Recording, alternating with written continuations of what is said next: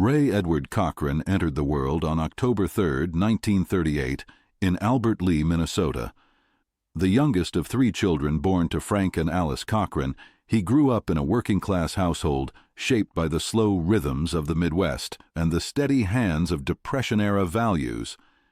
His father, a machinist, had relocated the family several times in pursuit of reliable work, finally settling in Bell Gardens, California, when Eddie was in his early teens. Life in Southern California offered something his birthplace could not: a burgeoning, electrified music scene and proximity to Hollywood. Eddie quickly found himself drawn to rhythm-driven tunes that mixed country twang with the pulsing energy of R&B. While his peers chased the laid-back trends of surf and crooners, Eddie picked up a guitar and began tracing chords he heard from jukeboxes and radio towers. His voice matured quickly. By 15, he possessed the look, the sound, and the drive of someone twice his age. His earliest musical obsession was country, but it wouldn't take long for rhythm and blues to seep into his playing. He blended the swing of Hank Williams with the bite of Muddy Waters and wrapped it all in a voice that growled with teenage frustration. Eddie had a gift for absorbing ideas. He would listen to a song once and decode its structure, adapting it instantly. His bedroom transformed into a rehearsal space. Old amps hummed through the night. His mother would find him asleep, with a Gretsch in his arms, still plugged in. In high school, he formed a duo with Hank Cochran, no relation, and the two toured briefly under the name the Cochran Brothers. Although their material leaned toward hillbilly harmonies, Eddie's heart belonged elsewhere. The country format boxed him in. He wanted distortion. He wanted to break away from formality and inject chaos into song structure. His solo journey began to take shape in 1955 when he was introduced to songwriter Jerry Capehart. Capehart became more than a collaborator. He was a guide, a lyricist who understood Eddie's raw instincts. Together, they built a sound that married swagger with structure, rebellion with control. In 1956, Skinny Jim became Eddie's first release. Though the single didn't chart, it caused a stir among local musicians and producers. The industry saw something new: a teenager capable of leading a band, producing his own material, and carrying an image that oozed cinematic charisma. Eddie's real breakthrough came with Sittin' in the Balcony in 1957. A smooth rocker that climbed to number 18 on the Billboard chart, the song marked his arrival as a serious contender in the exploding youth market. It was clean enough for radio, but his guitar playing hinted at the unruliness beneath. While others wore suits, he sported leather. Where crooners sang sweetly, Eddie let the rhythm punch through with grit. Soon after, the hits began to arrive. 20 Flight Rock wasn't just catchy, it was a masterclass in energy. The track became a rite of passage for aspiring rockers.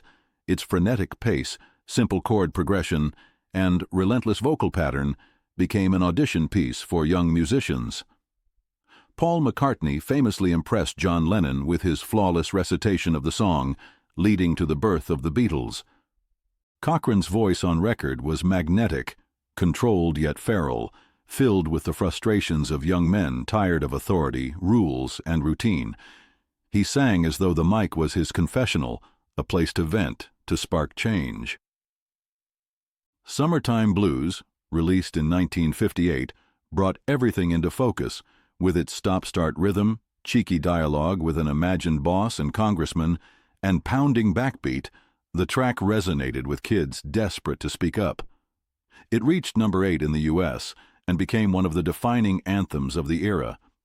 His guitar work also evolved. He pioneered the use of overdubbing, recording multiple instrumental tracks himself. He didn't need a wall of musicians. He built the wall on his own. His hands knew how to coax every emotion from 6 strings. While Eddie's music carried the weight of teenage rebellion, off stage he was thoughtful and often surprisingly quiet. Friends described him as witty, deeply loyal, and meticulous in everything from clothing to chord selection. He carried notebooks of lyric ideas and spent hours tinkering with arrangements. Romantically, he became involved with songwriter Sharon Sheeley, who would go on to pen several hits. Their connection was genuine, built on more than music. Though young, they spoke of futures and shared a sense of destiny. Sheely described him as fiercely protective, prone to bouts of worry about fame, mortality, and whether he'd leave a mark. He also remained close with his family, sending money home and calling frequently from the road. His mother worried about the travel, the late nights, the pace. Eddie reassured her, but in private, he admitted the pressure was mounting. Tour schedules grew more intense. Studio sessions bled into road trips, which turned into appearances, radio spots, and back again. He was exhausted, but he never pulled back. There was always one more song to write, one more show to finish. By 1960, America's obsession with new trends meant rockabilly had begun to slip from its pedestal. But across the Atlantic, Eddie Cochran was a sensation. British teens had devoured his records. He toured the UK alongside Gene Vincent and received roaring receptions at every stop. The British tour in early 1960 was supposed to last a few weeks, but the demand kept rising. He played sold-out shows, recorded TV appearances, and inspired a generation of British musicians. Young men in Liverpool, London, and Manchester began to mimic his hairstyle, guitar stance, and vocal swagger. He was introduced to the English countryside, small-town streets, and damp hotels. He found the weather cold, but the fans warm. During this tour, he re-recorded several tracks, including 3 Steps to Heaven, which would take on a new meaning after what happened next.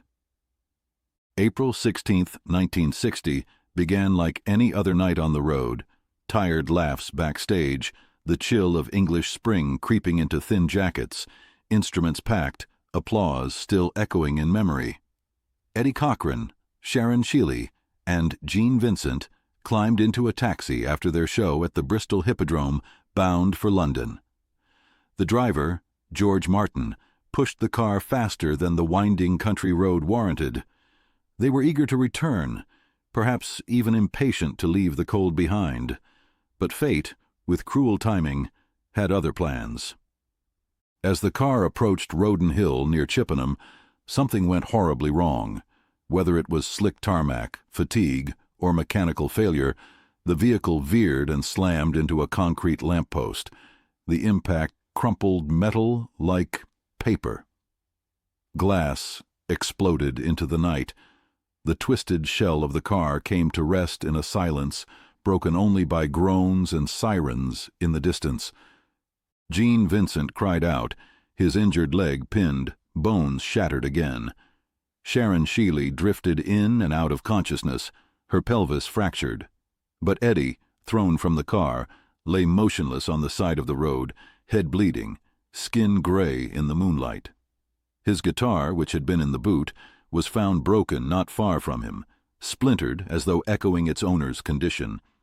He was rushed to St. Martin's Hospital in Bath, unconscious and slipping further by the minute. Nurses worked feverishly. The doctors knew the truth even as they tried. The head injury was too severe. Swelling, pressure, internal bleeding. Every second stole more of him. As dawn broke on April 17, 1960, Eddie Cochran took his last breath. The hospital room was quiet, sterile, painfully still. The boy who had electrified a generation was gone before most of the world knew what had happened. He was 21 years old. The news traveled with shocking speed. By mid-morning, American radio was breaking regular programming with the update. British fans sobbed in the street. Young musicians who had studied his records in their bedrooms dropped their guitars in disbelief. In coffee bars and clubs, silence reigned. He had crossed an ocean to share his sound, and in a cruel twist, he would never return. In the wake of his death, Eddie Cochran's music gained new urgency. 3 Steps to Heaven reached #1 in the UK posthumously. It played like a farewell, filled with haunting hope. He had recorded fewer than 30 original songs as a solo artist, yet those tracks would inspire wave after wave of musicians, from the Beatles and the Rolling Stones to Led Zeppelin and The Clash. Guitarists praised his economy and phrasing. Singers admired his control. But Eddie was more than influence. He was the first American rocker to bring production autonomy into the mainstream. He experimented, he arranged, he shaped his sound with a vision that stretched beyond trends. Each anniversary of his death is still marked in Chippenham. Locals maintain a memorial on Roden Hill. His records continue to be reissued, and his voice remains a fixture on rock radio. Eddie Cochran didn't burn out. He was taken mid-burst. His story doesn't read like a long novel, but like a collection of poems, fierce, brief, unforgettable. His legacy isn't measured by longevity, but by intensity. He left behind no controversies, no public breakdowns, no diluted comebacks. What he left was youth, bottled in vinyl, raw, loud, melodic, aching for freedom. And somewhere in the air, just above the static of an old jukebox, his guitar still cries out, lean, rough-edged, alive.